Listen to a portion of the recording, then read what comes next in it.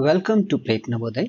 Previous year questions की series में आप सभी का हार्दिक स्वागत है। प्यारे बच्चों, आज की वीडियो में हम लोग 2011 में पूछे गए कुछ प्रश्नों को डिस्कस करेंगे। Question number 67। दो मैच में एक क्रिकेट खिलाड़ी का औसत 27 है और 3 अन्य मैच में उसका औसत 32 है। सभी 5 मैच में उसका औसत कितना है? The average score of a cricketer in 2 matches is 27 and in 3 other matches is 32. Then his average score in all the 5 matches. तो देखिए, दो मैच में उसने 27 का एवरेज किया है, तो रन कितने स्कोर किए होंगे दो मैच में? 2 into 27, 54 रन स्कोर किए होंगे। 3 और मैच में उसने 32 का एवरेज किया है, तो स्कोर किया है 3 into 32 यानी 96।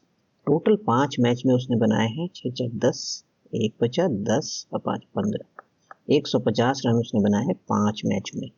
उसका एवरेज हो गया 150/5, 5 से 15 0, यानी 5 मैचों में उनका एवरेज कितना हुआ? 30। तो आंसर हो गया option number C. Question number 68। किसी कक्षा में 600 में 240 विद्यार्थी लड़कियां हैं। कक्षा में लड़कियों का प्रतिशत कितना है? Out of 600 students 240 are girls, what is the percentage of girls? तो देखिए, 240 लड़कियां हैं कितने में? 600 में। तो इनको अगर हम भिन्न में लिखेंगे तो 240/600, ये लड़कियों का भाग हुआ। और इसको प्रतिशत में कन्वर्ट करना है तो इनटू 100 करेंगे तो ये प्रतिशत बन जाएगा। तो ये लड़कियों का प्रतिशत हुआ। 20 कट गया, 6 से ये 40 बार में कट गया, यानी 40% स्टूडेंट्स जो है वो लड़कियां हैं। आंसर हो गया option number C. Question number 69। 1800 रुपए की राशि पर 10% प्रति वर्ष की दर से 10 वर्षों का साधारण ब्याज कितना होगा? What is simple interest on rupees 1800 for 10 years at the rate of 10% per annum? Simple interest का बहुत ही आसान सा फॉर्मूला है P into R into T by 100, right? P यानी प्रिंसिपल मूलधन, वो है हमारे केस में 1800 रुपए। रेट ऑफ इंटरेस्ट, ब्याज की दर है 10% और टाइम लग रहा है 10 ईयर्स बटा 100। ये 20 कट गया, बचा क्या? 1800। यही हो गया हमारा 10 वर्षों का साधारण ब्याज। आंसर हो गया option number B. Question number 70। एक व्यक्ति एक रेडियो 900 रुपए में खरीदकर उसे 1200 रुपए में बेच देता है, उसका लाभ प्रतिशत क्या है? A man buys a radio for ₹900 and sells it for ₹1200, find his gain percent. यानी 900 में खरीद रहा है, अब बेच रहा है कितना में? 1200 रुपए में, तो उसको प्रॉफिट कितना हो रहा है?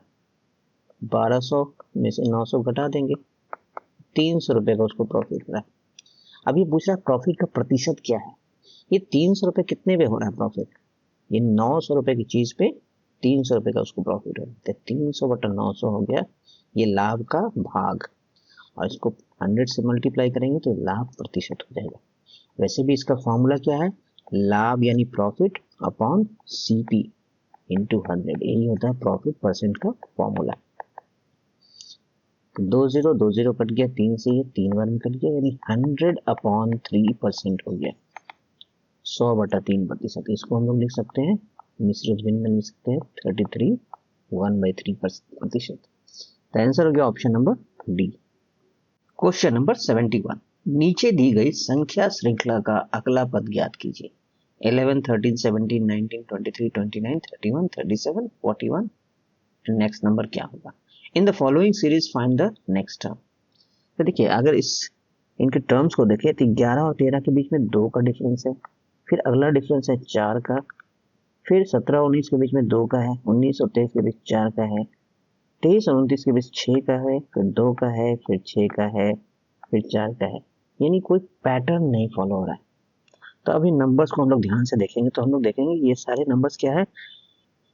प्राइम नंबर्स है, अभाज्य संख्या है, और वो लगातार लिखा हुआ है। 11 के बाद अभाज्य संख्या होती है 13, उसके बाद होती है 17, फिर 19, 23, 29, 31, 37, 41 और नेक्स्ट होगा 43, यानी हमारा आंसर हो जाएगा ऑप्शन नंबर बी।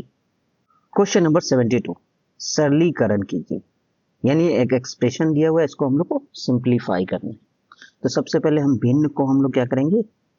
अनुचित भिन्न में कन्वर्ट करेंगे। 10 2/5 है, इसको क्या लिख सकते हैं 5 इंटू 10 50 एंड 2 जोड़ देंगे 52/5 हो जाएगा ये, इंटू ये हो जाएगा आपका 5 8 40 और ये 4 44/5 डिवीजन का सिंबल है, और ये हो जाएगा आपका 5 चौके 20 2 22/5। अब हम लोग बोर्ड मास के हिसाब से सबसे पहले डिवीजन का काम करेंगे, तो 52/5 ऐसे ही लिखेंगे, 44/5 भी ऐसे ही लिखा है। ये डिवीजन कन्वर्ट हो जाएगा इनटू में, गुना में, और ये चीज क्या हो जाएगा उल्टा हो जाएगा 5/22। अब सब कुछ गुना में है, देखते हैं क्या कट सकता है। 11 से 2 बार में और ये 4 बार में, 5 5 कट गया, 2 से ये 2 बार में कट गया, और अब कुछ नहीं कटना है।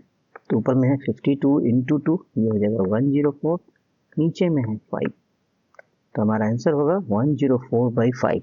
ऐसा कोई आंसर नहीं दिख रहा है, तो हम लोग इसको मिश्रित भिन्न में कन्वर्ट करेंगे। कैसे करेंगे, 5 दूना 10, कुछ नहीं बचा, 4 छोटा है तो 5 का टेबल 0 बार पड़ेंगे और बचेगा 4। ये हो गया हमारा मिश्रित भिन्न 24/5, option number A.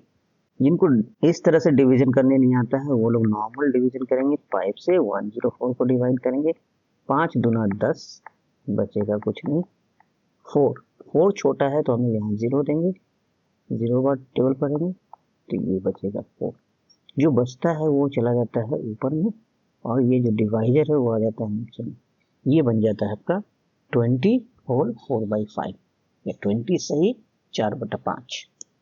Question number 73, सरलीकरण कीजिए। यहाँ पे भी एक एक्सप्रेशन दिया हुआ है, इसको सिंप्लीफाई करना है, तो बोर्ड मास पे इस पर लिख लेते हैं, समझते हैं कि कैसे काम करेंगे। इसका मतलब क्या होता है, ब्रैकेट्स।